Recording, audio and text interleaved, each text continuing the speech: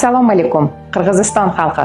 Biz O'zbekiston Respublikasi akademik To'raqulov nomidagi Respublika endokrinologiya markazi bir guruh shifokorlar sizning davlatingizga endokrin va ko'z kasalliklarini erta aniqlash va davolashda o'z qirg'iz hamkasblarimizga ko'maklashgani bormoqdamiz. Bizning tashrifimiz 25, 26 va 27 sentyabr sanasida Batkent viloyatida amalga oshiriladi.